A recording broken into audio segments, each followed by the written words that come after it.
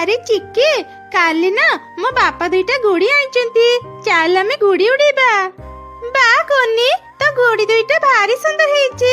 ଆମ ଜଙ୍ଗଲ ପାଖରେ ଗୋଟେ ଖାଲି ପଡିଆ ଅଛି, ଚାଲେ ଆମେ ସେଇଠି ଗୁଡ଼ି ଉଡେଇବା। ଏମିତି କଥା ହେଇ ସେ ଦୁଇ ସାଙ୍ଗ ଖୋଲା ପଡିଆରେ ଯାଇ ଗୁଡ଼ି ଉଡେଇଲେ।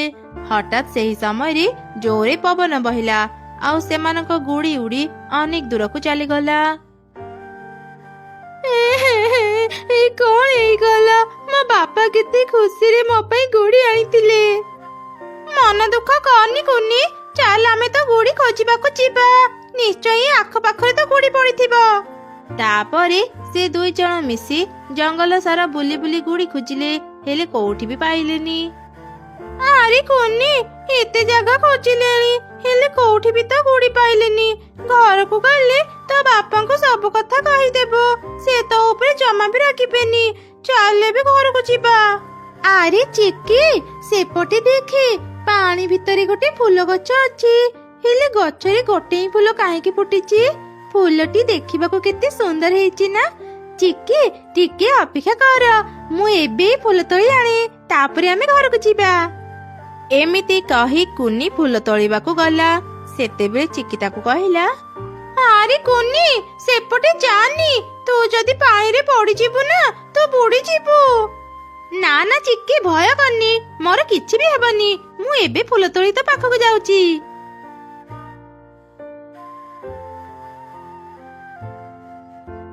ଏଇ ଦେଖି, ମୋର କିଛି ବି ହେଲାନି। ମୋ ମାଙ୍କୁ ଫୁଲ ଭାରି ଭଲ ଲାଗେ, ସେଥିପାଇଁ ମୁଁ ଏ ଫୁଲ ତୋଳିକି ଆଣିଲି। ମା ନୂଆ ଫୁଲ ଦେଖିଲେ ଭାରି ଖୁସି ହେଇଯିବେ। ଚାଲେ ଏବେ ଘରକୁ ଯିବା। ଆରେ ମା, ହାତରେ ଏଇଟା ତୁ କଣ ଧରିଛୁ? ଏଇଟା ତ ଗୋଟେ ଫୁଲ। ଏ ଫୁଲ ତୁ କୋଉଠୁ ଆଣିଲୁ? କୋନି ତାର ମାକୁ ସବୁ ଘଟଣା କହିଲା। ଓ ଆଚ୍ଛା, ସତରେ ଫୁଲଟି ଭାରି ସୁନ୍ଦର ହେଇଛି। ମତେ ସେ ଫୁଲଟା ଦେ, ମୁଁ ପାଣିରେ ରଖିଦେବି। ଫୁଲ ଅନେକ ଦିନ ଯାଏ ସତେଜ ରହିବ। ତୁ ଯା ହାତ ମୁହଁ ଧୋଇ ଆସିବୁ, ମୁଁ ଖାଇବା ପାରୁଛି ଖାଇ ନେବୁ। ଆଚ୍ଛା ଠିକ ଅଛି ମା, ଏଇ ନିଅ। ଏଇ କଣ, ମୁଁ ମୋ ଝିଅକୁ ଦେଖିବାକୁ ପାଉନି କଣ ପାଇଁ? ମୁଁ ଟିକେ ଶୋଇ ପଡିଥିଲି, ସେଇ ଭିତରେ ମୋ ଝିଅ କୁଆଡେ ଚାଲିଗଲା? ତୁ କାହା କଥା କହୁଛୁ ଗଛ? ତୋ ପାଖରେ ଯୋଉ ଲାଲ ଫୁଲ ଥିଲା, ସେ କଣ ତୋ ଝିଅ? ହଁ, ସେଇ ଫୁଲ ମୋ ଝିଅ। ଗୋଟେ ଛୋଟ ଚଢେଇ ଛୁଆ ଆସି ସେ ଫୁଲ ତୋଳି ନେଇ ଯାଇଛି। ଏସବୁ ତୁମେ କଣ କହୁଛ? ତୁମେ କଣ ଜାଣିଛ ସେ ଚଢେଇ ଛୁଆ କୋଉ ପଟେ ଯାଇଛି? ଦୟାକରି ମତେ କୁହ। ମୁଁ ଜାଣିନି ସେ ଚଢେଇ ଛୁଆ କୋଉଠି ରୁହେ। ସେଇ ପୂର୍ବ ଦିଗରେ ଉଡିଗଲା, ମୁଁ କେବଳ ସେତିକି ଦେଖିଛି। ଏବେ ମୁଁ ମୋ ଝିଅକୁ କେମିତି ପାଇବି? ମୋ ଝିଅ ବିନା ମୁଁ ବଞ୍ଚି ପାରିବିନି। ସେ ଗଛ ଏମିତି କହି କହି କାନ୍ଦୁଥିଲା। ସେତେବେଳେ ଗୋଟେ ପ୍ରଜାପତି ସେ ଦୁଇ ଗଛଙ୍କ ସବୁ କଥା ଶୁଣି ତାଙ୍କ ପାଖକୁ ଆସିଲା। ଆରେ ଗଛ, ତୁମେ ଆଉ କାନ୍ଦନି, ମୁଁ ସେ ଚଢେଇ ଛୁଆର ଘର ଦେଖିଛି। ସତ କହୁଛୁ ପ୍ରଜାପତି, ମତେ ଟିକେ ସାହାଯ୍ୟ କର। ତୁ ଯଦି ମତେ ସାହାଯ୍ୟ କରିବୁ, ମୁଁ ପୁଣି ଥରେ ମୋ ଝିଅକୁ ଫେରି ପାଇବି। ହଁ ହଁ, ମୁଁ ତୁମକୁ ନିଶ୍ଚୟ ସାହାଯ୍ୟ କରିବି। କୁହ, ମୁଁ କଣ କରିବି? ମୁଁ ତତେ ଗୋଟେ ମଞ୍ଜି ଦେଉଛି, ତୁ ସେ ମଞ୍ଜି ନେଇ ଚଢେଇ ଛୁଆ ଘର ବାହାରେ ପକେଇ ଦେ। ସେ ମଞ୍ଜି ଦ୍ୱାରା ମୁଁ ମୋ ଝିଅ ପାଖରେ ପହଞ୍ଚି ପାରିବି। ଓ ଆଚ୍ଛା, ତେବେ ଠିକ ଅଛି, ମତେ ମଞ୍ଜି ଦିଅ, ମୁଁ ଏବେ ସେ ଚଢେଇ ଛୁଆର ଘରକୁ ଯିବି। ଗଛ ପ୍ରଜାପତିକୁ ମଞ୍ଜି ଦେଲା। ପ୍ରଜାପତି ସେ ମଞ୍ଜି ନେଇ ଚଢେଇ ଛୁଆର ଘର ବାହାରେ ପକେଇ ଦେଇ ଚାଲିଗଲା। ସଙ୍ଗେ ସଙ୍ଗେ ହିଁ ମଞ୍ଜିରୁ ଗୋଟେ ବଡ ଗଛ ବାହାରିଲା।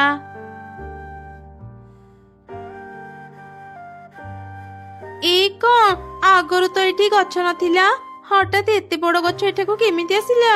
କୁନି, ମା କୁନି, ଶୀଘ୍ର ବାହାରକୁ ଆସେ। କଣ ହେଲା ମା, ମତେ ଡାକିଲ? ଏଇ କଣ, ଏଇଟା ତ ସେଇ ପାଣିରେ ଥିବା ଗଛ, ଯୋଉ ଗଛର ଫୁଲ ମୁଁ ଆଣିଥିଲି। ଏଇ ତ ଝରକା ପଟୁ ମୁଁ ମୋ ଝିଅକୁ ଦେଖି ପାରୁଛି। ଯେମିତି ବି ହେଉ ମୋ ଝିଅକୁ ମୁଁ ଏଠୁ ନେଇଯିବି। ମା, ତୁମେ ଗଛ ପାଇଁ ଆଉ ଚିନ୍ତା କରନି, ଭଲ ହେଇଛି ଆମ ଘର ବାହାରେ ଫୁଲ ଗଛ ହେଇଛି। ଏବେ ଆମେ ପ୍ରତ୍ୟେକ ଦିନ ଏ ଗଛରୁ ସୁନ୍ଦର ସୁନ୍ଦର ଫୁଲ ପାଇବା। ହଁ ରେ ମା, ତୁ ଠିକ କହିଲୁ। ଚାଲ ଏବେ ଘର ଭିତରକୁ। ଏଇ ତ ଚଢେଇ ମାନେ ଏଠୁ ପଳେଇଲେ, ମୁଁ ଏବେ ଶୀଘ୍ର ମୋ ଝିଅକୁ ନେଇ ଏଠୁ ପଳାଏ। ଏମିତି କହି ଗଛ ତାର ଲଟାକୁ ଝରକା ପଟେ ବଢେଇ ଫୁଲକୁ ନିଜ ପାଖକୁ ନେଇ ଆସିଲା। ଆଉ ତାପରେ ସେ ସେଠାରୁ ଚାଲିଗଲା। ଏ ସବୁ ଘଟଣାକୁ ନି ଦେଖୁଥିଲା। ସେ ଶୀଘ୍ର ବାହାରକୁ ଆସିଲା। ମୁଁ କଣ ଦେଖିଲି? ଗଛ ଫୁଲକୁ ନେଇ ଚାଲିଗଲା। ଏମିତି କଣ ସମ୍ଭବ? ସେ ଗଛ ଏବେ କୋଉଠିକି ଯାଇଥିବ?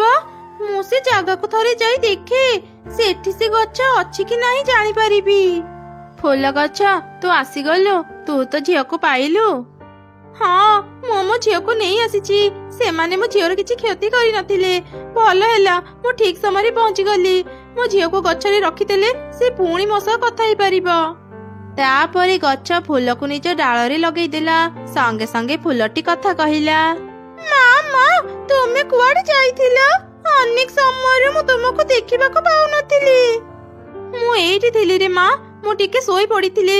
ସେତେବେଳେ ଗୋଟେ ଚଢିଛୁ ଆସି ତତେ ମୋ ପାଖରୁ ନେଇ ଯାଇଥିଲା। ସେଥିପାଇଁ ତୁ ମତେ ଦେଖି ପାରିଲୁନି। ହେଲେ ତୁ ଆଉ ଭୟ କରନି। ମୁଁ ଏବେ ତ ପାଖରେ ଅଛି। ତତେ ଏବେ ମୋ ପାଖରୁ କେହି ନେଇ ପାରିବେନି। ମୁଁ ଯାହା ଭାବୁଥିଲି ଠିକ ଭାବୁଥିଲି। ଗଛ ଫୁଲକୁ ଧରି ନିଜ ଜାଗାକୁ ହିଁ ଚାଲି ଆସିଛି। ତୁ ଏଠାକୁ ପୁଣି କାହିଁକି ଆସିଛୁ? ଯା, ଚାଲିଯା ଏଠୁ। ମୁଁ ତତେ ମୋ ଫୁଲ ଦେଇ ପାରିବିନି। ନା, ମୁଁ ଫୁଲ ନେବିନି। ମୁଁ ଗୋଟେ କଥା ଜାଣିବା ପାଇଁ ତୁମ ପାଖକୁ ଆସିଛି। ତୁମେ ଫୁଲ ନେବା ପାଇଁ ଆମ ଘରକୁ କେମିତି ଆସିଲ? ଆଉ ସେ ଫୁଲ ତୁମ ପାଖରେ ଏତେ ଗୁରୁତ୍ୱପୂର୍ଣ୍ଣ କାହିଁକି? କାହିଁକି ନା ଏ ଫୁଲ ହେଉଛି ମୋ ଝିଅ। ତୁ ମୋ ଝିଅକୁ ମୋ ପାଖରୁ ନେଇ ଯାଇଥିଲୁ। କଣ ହେଲା? ସେ ଫୁଲ ତୁମ ଝିଅ? ଏସବୁ କେମିତି ସମ୍ଭବ? ଆମେ ଆଗରୁ ତୋ ଭଳି ଚଢିଥିଲୁ। ଏଇ ଜଙ୍ଗଲରେ ଆମ ଘର। ଦିନେ ଗୋଟେ ତାନ୍ତ୍ରିକ ଆମ ଘରକୁ ଆସିଲା। ସେ ମତେ ଖାଇବା ମାଗୁଥିଲା। ସେଦିନ ମୋ ମନ ଭଲ ନଥିଲା। ମୁଁ ରାଗିକି ତାକୁ ଘରୁ ବାହାର କରିଦେଲି। ସେ ତାନ୍ତ୍ରିକ ଆମକୁ ଅଭିଶାପ ଦେଲା। ତାରି ଅଭିଶାପ ଯୋଗୁଁ ମୁଁ ଗଛ ପାଲଟି ଗଲି। ଆଉ ମୋ ଝିଅ ଫୁଲ ହେଇଗଲା। ତା ମାନେ ତମେ ମାନେ ଆମ ପରି ଚଢେଇ ଗଛ ହେଇ ରହିବାକୁ ତୁମକୁ ଭାରି କଷ୍ଟ ଲାଗୁଥିବ ନା? ଚିନ୍ତା କରନି, ମୁଁ ତୁମକୁ ସାହାଯ୍ୟ କରିବି। କୁହ, କଣ କଲେ ତୁମେ ମାନେ ନିଜ ଅଭିଶାପରୁ ମୁକ୍ତ ହେଇପାରିବ? ତୁ ସତ କହୁଛୁ? ତୁ ଆମକୁ ସାହାଯ୍ୟ କରିବୁ? ଆମକୁ କେବଳ ତାନ୍ତ୍ରିକ ହିଁ ଅଭିଶାପରୁ ମୁକ୍ତ କରିପାରିବ। ସେ ତାନ୍ତ୍ରିକ ଘର ଏଇ ଜଙ୍ଗଲର ଶେଷ ମୁଣ୍ଡରେ। ମୋ ମା ସେ ତାନ୍ତ୍ରିକଙ୍କୁ ନିଶ୍ଚୟ ଚିହ୍ନିଥିବେ। ମୁଁ ଏବେ ଯାଉଛି ମୋ ମା ପାଖକୁ। ମୁଁ ତାଙ୍କୁ ସବୁ କଥା କହିବି। ତାପରେ ଚଢେଇ ଛୁଆ ଶୀଘ୍ର ତା ମା ପାଖକୁ ଗଲା। ଆଉ ତା ମାକୁ ସବୁ ଘଟଣା କହିଲା। ସବୁ ଶୁଣି ମା ଛୁଆ ତାନ୍ତ୍ରିକ ପାଖକୁ ଗଲେ।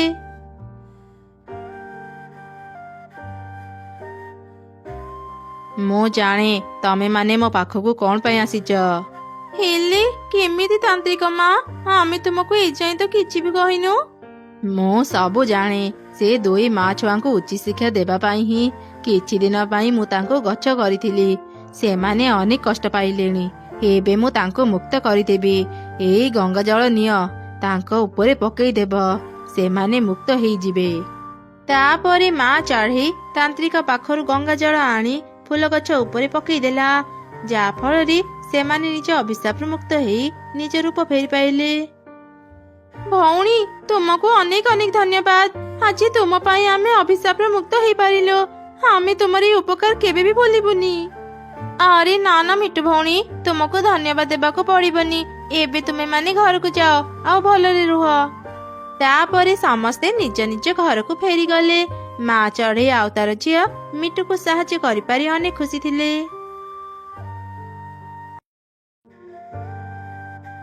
ସାଙ୍ଗ, ମୋ ମୂଳରେ ଟିକେ ବି ପାଣି ନାହିଁ। ଅନେକ ଦିନ ହେଲାଣି ବର୍ଷା ବି ହେଇନି। ମୁଁ ଯଦି ଆଉ କିଛି ଦିନ ପାଣି ନ ପାଇବି ମୁଁ ଶୁଖିଯିବି। ହଁ ସାଙ୍ଗ, ମୋର ବି ତୋ ଭଳି ଅବସ୍ଥା।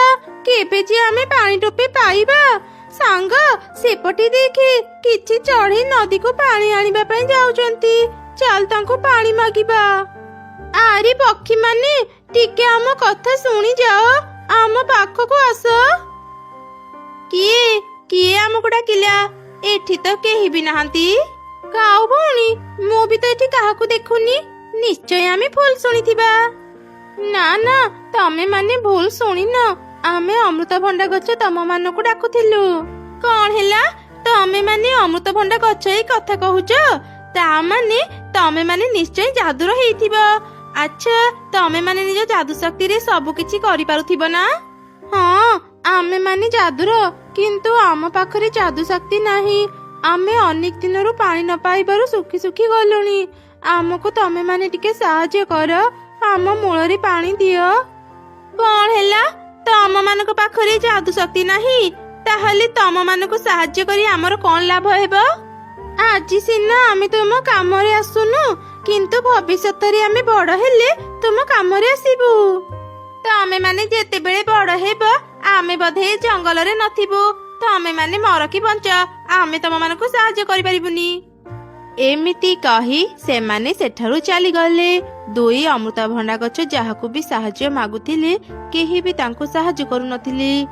ଏମିତି ସେଦିନ ବିତିଗଲା। ଓଃ, ମତେ ଭାରି କଷ୍ଟ ହେଉଛି ସାଙ୍ଗ। ଲାଗୁଛି ମୁଁ ଏବେ ହିଁ ମରିଯିବି। ଏଇ ଜଙ୍ଗଲର ପକ୍ଷୀ ମାନେ ବହୁତ ଖରାପ, କେହି ବି ଆମକୁ ଟୋପେ ପାଣି ଦେଲେନି। ହଁ ସାଙ୍ଗ, ଠିକ କହିଲୁ। ଏମିତି ଖରାପ ଚଢେଇଙ୍କ ଜଙ୍ଗଲରେ ରହିବା ଅପେକ୍ଷା ମରିଯିବା ବହୁତ ଭଲ। ବିଦାୟ ସାଙ୍ଗ, ଏଇଟା ଆମର ଶେଷ ଦେଖା। ଆମେ ଆଉ କେବେ ବି କାହାକୁ ଦେଖିପାରିବାନି। ଦୁଇ ଗଛ ଏପରି କଥା ହେଉଥିଲେ। ସେତେବେଳେ ଦୁଇଟି ବାଦଲ ସେ ରାସ୍ତାରେ ଯାଉଥିଲେ। ସେମାନେ ଦୁଇ ଅମୃତଭଣ୍ଡା ଗଛଙ୍କର ସବୁ କଥା ଶୁଣିପାରିଲେ। ଆରେ ସାଙ୍ଗ, ଶୁଣିପାରିଲୁ? ଏ ଦୁଇ ଗଛ ପାଣି ଅଭାବରେ ମରିବାକୁ ଯାଉଛନ୍ତି। ଏବେ ଆମେ ଏଠାରେ ଅଛନ୍ତି, ଆମେ ତାଙ୍କୁ ସାହାଯ୍ୟ କରିବା ଉଚିତ। ହଁ ସାଙ୍ଗ, ତୁ ଠିକ କହିଲୁ। ଆମେ ଏବେ ହିଁ ଏ ଦୁଇ ଗଛଙ୍କୁ ସାହାଯ୍ୟ କରିବା, ଆଉ ଏ ଜଙ୍ଗଲର ଚଢେଇ ମାନଙ୍କୁ ଉଚିତ ଶିକ୍ଷା ବି ଦେବା। ହେଲେ କେମିତି ସାଙ୍ଗ? ମୋ ପାଖରେ ଗୋଟେ ଉପାୟ ଅଛି, ଶୁଣ। ଏମିତି ଦୁଇ ବାଦଲ ଏକ ଯୋଜନା ବନେଇଲେ ଆଉ ଗଛମାନଙ୍କ ଉପରେ ବର୍ଷା କଲେ। ବର୍ଷା ପାଣି ଦୁଇ ଗଛଙ୍କ ଉପରେ ପଡିବାରୁ ଦୁଇ ଗଛ ସତେଜ ହେଇଗଲେ। ସାଙ୍ଗ, ଏତେ ଦିନ ପରେ ମୁଁ ପାଣି ପାଇଲି, ମତେ ଭାରି ସତେଜ ଲାଗୁଛି। ଏବେ ଆମେ ଆଉ ମରିବାନି। କିନ୍ତୁ ମୁଁ ବୁଝିପାରୁନି ଏମିତି ଅସମୟରେ ବର୍ଷା କେମିତି ହେଲା। ମୁଁ ବି କିଛି ବୁଝିପାରୁନି ସାଙ୍ଗ। ସେ ଯାହା ବି ହେଇଥାଉ, ଆମକୁ ପାଣି ମିଳିବା ଯୋଗୁଁ ଆମର ବଡ ଉପକାର ହେଲା। ବର୍ଷା ଯୋଗୁଁ ଚଢେଇ ମାନଙ୍କର ବି ଉପକାର ହେବ। ଆରେ କାଉ ଭଉଣୀ, ଆଜି ପାଣି ଆଣିବାକୁ ଯିବନି କି? ଜାଣିଛ, ଚଢେଇ ଘରକୁ ଫେରିଲାଣି। ଚାଲ ତାକୁ ବି ନେଇ ପାଣି ଆଣିବାକୁ ଯିବା। ହଁ ହଁ, ମୁଁ ଏବେ କଳସୀ ନେଇ ଆସୁଛି, ତାପରେ ଆମେ ଚଢେଇ ଘରକୁ ଯିବା। ଆରେ ଚଢେଇ, ଏତେ ଦିନ ପରେ ଯାଇ ତତେ ଘର କଥା ମନେ ପଡିଲା?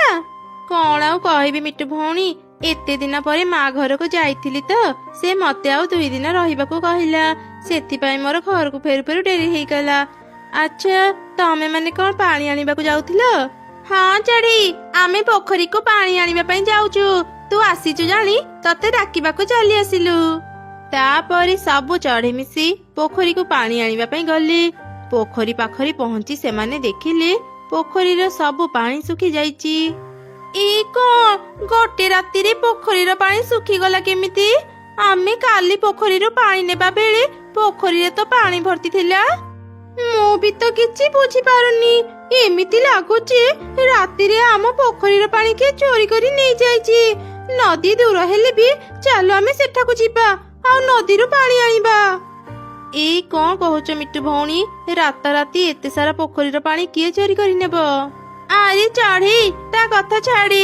ଚାଲେ ଆମେ ନଦୀକୁ ଯାଇ ପାଣି ଆଣିବା, ନହେଲେ ଘରକୁ ଫେରୁ ଫେରୁ ଡେରି ହେଇଯିବ। ତାପରେ ସବୁ ଚଢେଇ ମିଶି ନଦୀକୁ ଗଲେ। ସେଠି ସେମାନେ ପହଞ୍ଚି ଦେଖିଲେ ନଦୀର ବି ପାଣି ଶୁଖି ଯାଇଛି। ନଦୀରେ ଟୋପେ ବି ପାଣି ନାହିଁ। ଏଇ କଣ, ନଦୀରେ ବି ତ ପାଣି ନାହିଁ। ନିଶ୍ଚୟ ଆମ ଜଙ୍ଗଲକୁ କୋଉ ଅଶୁଭ ଶକ୍ତି ପଶି ଆସିଛି। ଚାଲ ଶୀଘ୍ର ଆମେ ତାନ୍ତ୍ରିକ ମାଙ୍କ ପାଖକୁ ଯିବା। ଏବେ ସେ ହିଁ କହିପାରିବେ ଆମ ସହ କଣ ହେଉଛି। ସବୁ ଚଢେଇ ତାନ୍ତ୍ରିକ ଚଢେଇକୁ ଖୋଜିବା ପାଇଁ ବାହାରି ଗଲେ। ହେଲେ ସେମାନେ କୋଉଠି ବି ତାକୁ ପାଇଲେନି। ନିରାଶ ହେଇ ସେମାନେ ଘରକୁ ଫେରୁଥିଲେ। ସେତେବେଳେ ତାଙ୍କ ନଜର 2 ଅମୃତଭଣ୍ଡାଙ୍କ ଗଛ ଉପରେ ପଡିଲା। ସେମାନେ ଶୀଘ୍ର ତାଙ୍କ ପାଖକୁ ଗଲେ। ଏଇ କଣ, ସବୁ ନଦୀ ପୋଖରୀ ଶୁଖି ଯାଇଛି, କୋଉଠି ବି ଟୋପେ ପାଣି ନାହିଁ। ହେଲେ ଅମୃତଭଣ୍ଡା ଗଛ ଦୁଇଟିର ଚାରିପାଖର ମାଟି ଏତେ ଓଦା କାହିଁକି? ଚଢେଇ, ମତେ ଲାଗୁଛି ଏ 2 ଅମୃତଭଣ୍ଡା ଗଛ ଯାଦୁ କରି ଆମର ସବୁ ନଦୀ ପୋଖରୀର ପାଣି ନେଇ ଯାଇଛନ୍ତି। ନିଜ ଗଛ ମୂଳରେ ପାଣି ଦେଇ ବାକି ପାଣି ସବୁ ଲୁଚେଇ ରଖିଛନ୍ତି। ସେଦିନ ଏମାନେ କହୁଥିଲେ ଏମାନେ ଯାଦୁ ଜାଣି ନାହାନ୍ତି। ସେଦିନ ଏମାନେ ମିଛ କହୁଥିଲେ କାଉ ଭଉଣୀ, ଏମାନେ ଠିକ ଯାଦୁ ଜାଣିଛନ୍ତି। ତମେ ମାନେ କଣ ବିଷୟରେ କଥା ହେଉଛ? ମୁଁ ତ କିଛି ବି ବୁଝିପାରୁନି। ଶୁଣିବୁ ଚଢ଼େଇ ଏମାନଙ୍କ କଥା? ଓ ଆଚ୍ଛା, ତାହେଲେ ତମେ ମାନେ ଯାଦୁର ଗଛ ମାନଙ୍କୁ ସାହାଯ୍ୟ ନ କରି ବଡ ଭୁଲ କରିଛ। ଏବେ ହିଁ ତାଙ୍କୁ କ୍ଷମା ମାଗିନିଅ, ନହେଲେ ଆମେ ଆଉ କେବେ ବି ପାଣି ପାଇବାନି। ଯାଦୁର ଅମୃତଭଣ୍ଡା ଗଛ, ଆମକୁ କ୍ଷମା କରିଦିଅ। ଆମେ ଆଉ କେବେ ବି ତୁମ ସହ ଖରାପ ବ୍ୟବହାର କରିବୁନି। ଆମ ନଦୀ ପୋଖରୀର ପାଣି ଫେରେଇ ଦିଅ। ଏସବୁ ତମେ ମାନେ କଣ କହୁଛ? ଆମେ ସତ କହୁଛୁ, ଆମେ ଯାଦୁ ଜାଣିନୁ। ଆମେ ନଦୀ ପୋଖରୀର ପାଣି ଶୁଖେଇନୁ। ତାହେଲେ କୋଉଠି ବି ପାଣି ନାହିଁ, ହେଲେ ତୁମ ଦୁଇ ଗଛଙ୍କ ମୂଳରେ ଏତେ ପାଣି କେମିତି ଆସିଲା? ଦୁଇ ଅମୃତଭଣ୍ଡା ଗଛ କିଛି କହିବା ପୂର୍ବରୁ ଦୁଇ ବାଦଲ ସେଠାକୁ ଆସିଲେ। ଆମେ ଦୁଇ ଗଛଙ୍କ ମୂଳରେ ପାଣି ଦେଇଛୁ, ଆଉ ତମେ ସମସ୍ତେ ବହୁତ ଖରାପ ଚଢ଼େଇ। ସ୍ୱାର୍ଥ ବିନା କେହି କାହାରିକୁ ସାହାଯ୍ୟ କର ନାହିଁ। ତମ ମାନଙ୍କୁ ଉଚ୍ଚ ଶିକ୍ଷା ଦେବା ପାଇଁ ହିଁ ସୂର୍ଯ୍ୟ ଭାଇଙ୍କୁ କହି ଆମେ ତୁମ ନଦୀ ପୋଖରୀର ପାଣି ଶୁଖେଇ ଦେଇଛୁ। ଏବେ ତମେ ମାନେ ଆଉ କେବେ ବି ପାଣି ପିଇ ପାରିବନି। ବାଦଲ ରାଣୀ, ମୁଁ କିଛି ଦିନ ହେବ ଏ ଜଙ୍ଗଲରେ ନଥିଲି, ନହେଲେ ମୁଁ ନିଶ୍ଚୟ ଦୁଇ ଗଛଙ୍କୁ ସାହାଯ୍ୟ କରିଥାନ୍ତି। ଏଇ ଥରକ ଆମ ସମସ୍ତଙ୍କୁ କ୍ଷମା କରିଦିଅ। ହଁ ବାଦଲ ରାଣୀ, ଏମାନଙ୍କୁ କ୍ଷମା କରିଦିଅ, ଆଉ ପାଣିର ବ୍ୟବସ୍ଥା ବି କରିଦିଅ। କାରଣ ପାଣି କେତେ ଜରୁରୀ ଆମ ଛଡା ଆଉ କେହି ବି ବୁଝିପାରିବେନି। ପାଣି ବିନା ଆମେ ଦୁଇ ଗଛ ଅନେକ କଷ୍ଟ ପାଇଛୁ। ଆମେ ଚାହୁଁନୁ ଚଢ଼େଇ ମାନେ ବି ଆମ ପରି ପାଣି ନ ପାଇ କଷ୍ଟ ପାଆନ୍ତୁ। ଆଚ୍ଛା ଠିକ ଅଛି, ଏ ଦୁଇ ଗଛଙ୍କ ପାଇଁ ମୁଁ ଆଜି ତମ ସମସ୍ତଙ୍କୁ କ୍ଷମା କରିଦେଉଛି। ମୁଁ ଏବେ ହିଁ ବର୍ଷା କରିବାର ବ୍ୟବସ୍ଥା କରୁଛି। ଅମୃତଭଣ୍ଡା ଗଛ, ତମ ଦୁଇ ଜଣଙ୍କୁ ଅନେକ ଅନେକ ଧନ୍ୟବାଦ। ଆଜି ମୁଁ ବୁଝିପାରିଲି ଏ ସଂସାରରେ କେହି ବି ଛୋଟ ବଡ ନୁହନ୍ତି। କେତେବେଳେ କିଏ କାମରେ ଆସିଯିବ କେହି କହିପାରିବେନି। ମୁଁ ତୁମକୁ କଥା ଦେଉଛି, ବିନା ସ୍ୱାର୍ଥପରରେ ଆମେ ଏବେଠୁ ପରସ୍ପରକୁ ସାହାଯ୍ୟ କରିବୁ। ଏମିତି କହି ଚଢ଼େଇ ମାନେ ଘରକୁ ଗଲେ। କିଛି ସମୟ ପରେ ପ୍ରବଳ ବର୍ଷା ଆରମ୍ଭ ହେଇଗଲା। ସବୁ ଚଢ଼େଇ ମିଶି କଳସୀରେ ପାଣି ଭରିବା ଆରମ୍ଭ କଲେ।